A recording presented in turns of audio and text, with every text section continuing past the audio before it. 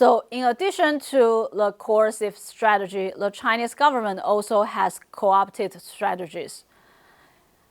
In addition to intensifying the supervision of non-governmental organizations, the current approach to managing labor relations also underscores the importance of channeling workers' grievances through the legal framework. For the Chinese government, it is preferable to address individual grievances using the legal framework because this helps mitigate the pressures of collective actions. Since 2008, China has implemented the labor contract law, offering more comprehensive protection to the working class than the previous labor law. The 2008 labor contract law mandates that employees must enter into a written contract with workers, encompassing details in the contract, such as employment duration, working hours, wages, and rules related to contract changes, renewal, and termination. Since then, many cities have established standardized contract templates outlining several kinds of social benefits, including work-related injury insurance, pension insurance, and medical insurance. Additionally, to foster stable and long-term labor relationships, the labor contract law has also raised the bar for employees seeking to dismiss workers. All these are drafted for the purpose of enhancing job security and stabilizing labor management relations.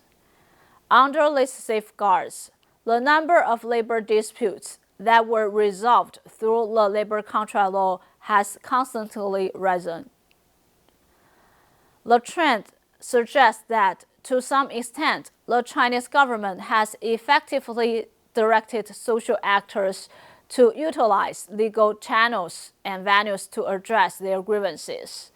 For the government, when the public uses the legal systems to solve their problems, this poses lesser challenges to the authoritarian regime's stability because this represents individual grievances rather than collective actions. Accordingly, the government relies on the legal system as primary mechanism for coping with social disputes. Furthermore, using the law aligns with Xi Jinping's four comprehensive strategic framework, particularly the principle of governing the nation according to the law. In 2014, Xi Jinping proposed the four comprehensive strategies, which includes comprehensively build a moderately prosperous society, and comprehensively deepen the reform, comprehensively govern the nation according to the law, and finally, comprehensively strictly govern the party. The so-called govern the nation according to the law does not imply any elements of the rule of law under a liberal democratic system. Instead, it underscores the rule by law, where the laws only function as the instruments for the government to regulate the nation and the society.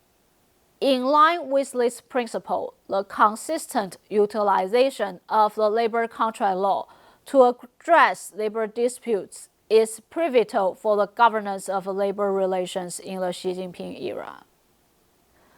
Aside from using the law to diminish the inclination of individuals to participate in collective actions, in the face of rising right consensusness, the Chinese government acknowledges that even if individuals refrain from participating in collective protests, the intensifying consensusness of equality in society could present a challenge to the authoritarian rule. Therefore, while steering workers toward asserting their rights through legal channels, the Xi Jinping government places a greater emphasis on a preemptive strategy by bolstering the role of the All China Federation of Trade Unions for the work of a successful united front. The so-called united front work by definition, ask the Chinese Communist Party, the CCP, to unite and mobilize the forces of different political groups and various sectors of society, collectively striving for a common political objective. At the operation level, the United Front work is frequently carried out by various mass representative organizations, which co-opt with different segments of the society, including women, the working class, the youth, the business sector, the writers, etc., thereby diminishing the demand for political participation among the general public. Setting up these mass representative organizations is a top-down strategy by the state to co-opt with society, usually through granting some key societal actors with limited decision-making power within these organizations, with the aim of gathering information from these key societal actors and preemptively addressing potential opposing voices. At the same time, United Front work involves conveying the state's intention to various segments of society. Therefore, these mass representative organizations serve as a transmission belt for the state.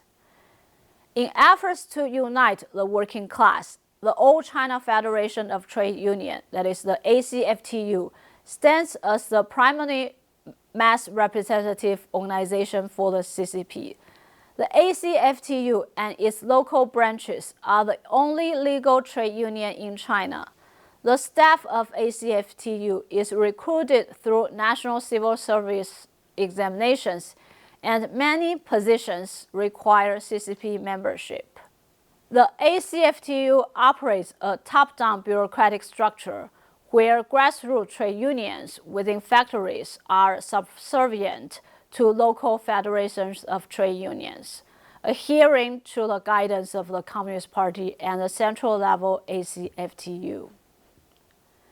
Within factories, the primary function of these grassroots trade unions is not to represent the working class and bargain or negotiate with the employer, but rather to uphold the stability and harmony of labor and management relationships. According to the trade union law, the role of the Chinese trade union is to comply with and safeguard the Constitution. Article 27 specifies that while trade unions are obligated to express the viewpoints of the working class, negotiate with the employer, and offer suggestions for workers, trade unions must also assist factory management in enhancing workers' productivity and maintaining work discipline. Consequently, the function of grassroots trade union is primarily to preserve peace and stability within factories. Given that the trade unions can aid the Communist Party in fortifying peaceful labor relations, the establishment of trade unions is not confined to state-owned enterprises. In the past few years, the Chinese government has been intensifying its efforts to establish trade unions in private and foreign invested enterprises. Building on this development, the United Front role of trade unions in the Xi Jinping era is further emphasized. In 2015, China hosted the Central United Front Work Conference, making the first central conference since 1949 that the level of the United Front work was elevated from national to central. This adjustment signifies that the conference is directly organized by the Central Committee of the CCP, not merely a gathering within the United Front department. It emphasizes the current focus of the CCP on using the United Front work to address social conflicts. For example, in response to the grievances of migrant workers from rural areas, the Chinese government has integrated migrant workers into the leadership structure of the trade union. In 2016, the ACFTU introduced a vice chairman position specifically delegated to migrant workers. This indicates that the Chinese government aims to incorporate migrant workers into the leadership of the trade union to prevent collective protests organized by migrant workers. As mentioned, the escalating conflicts emerging from collective labor protests indicate a shift in labor relations from individual to collective dynamics. Consequently, while strengthening the legal framework as the primary model for safeguarding individual rights, the united front work of trade unions remains essential for the Chinese government to address potential collective actions.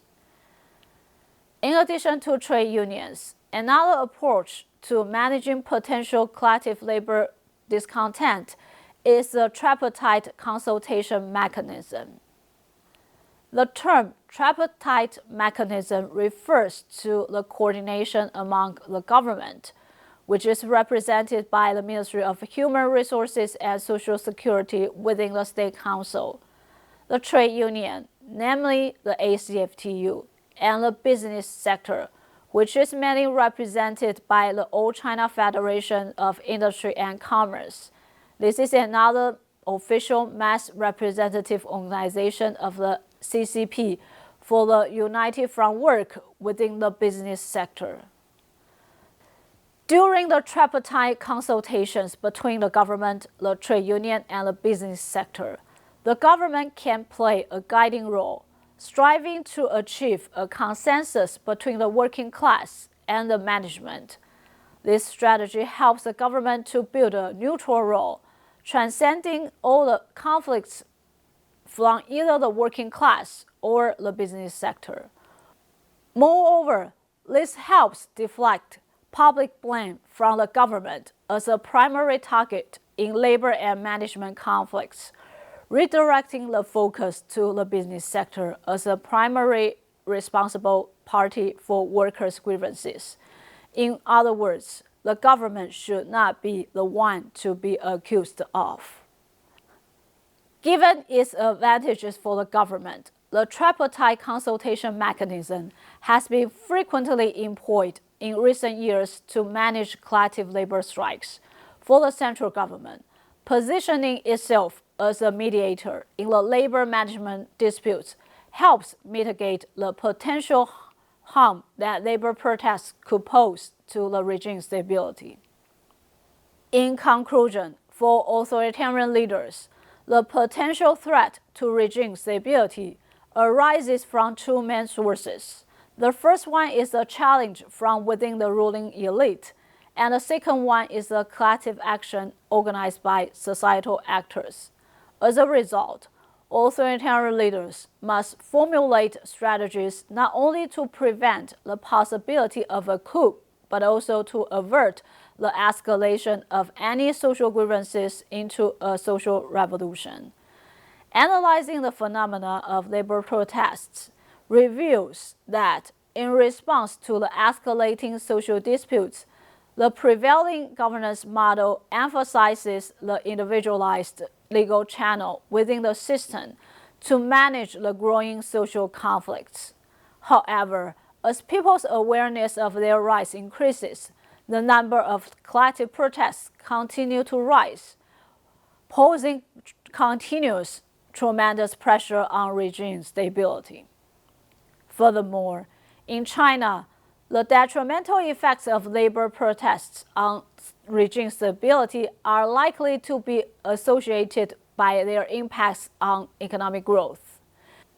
Beyond traditional strikes in the manufacturing factories, recent protests in the transportation industry, such as strikes by truck drivers or taxi drivers, usually employ tactics like roadblocks. These protests extend beyond individual factories and are likely to have impacts on economic activities.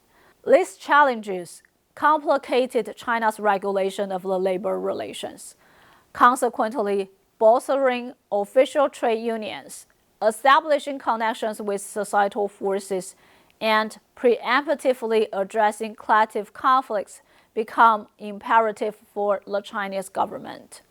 At the same time, as workers frequently use social media platforms for coordination, the Chinese government has increased its control over online public opinion. Based on the aforementioned analysis, it becomes evident that in the Xi Jinping era, the approach to handling labor conflicts involves suppressing non-governmental organizations and monitoring online activities. Nevertheless, the government still wants to build a benevolent reputation among workers. Consequently, the government reinforces the trade unions' work of United Front, enhancing the tripartite negotiation mechanism, positioning itself as a mediator in the labor management conflicts rather than being directly blamed. These measures incorporate both coercive tools as well as the provision of resources or preferential policies to the working class. In other words, both sticks and carrots are being used by the state to cope with social conflicts.